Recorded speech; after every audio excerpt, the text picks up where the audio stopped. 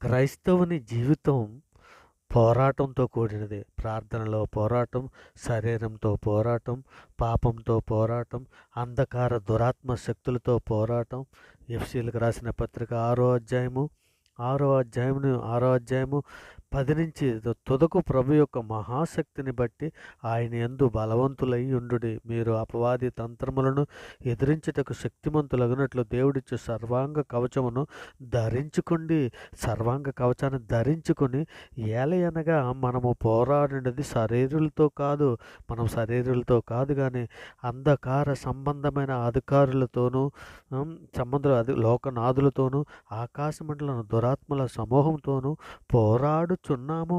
పోరాటం మనకుంది. పాపంతో పోరాటం ఉంది. ప్రార్థనలో పోరాటం ఉంది. ఆకాశమండల దురాత్మ సమూహములతో పోరాటం ఉన్నది.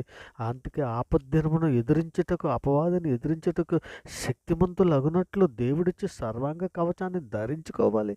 శరీరంతో పోరాటం, పాపంతో పోరాటం, ప్రార్థనలో పోరాటం, శరీరంతో కూడా పోరాటం చేయవలసిన అవసరత మనకుంది.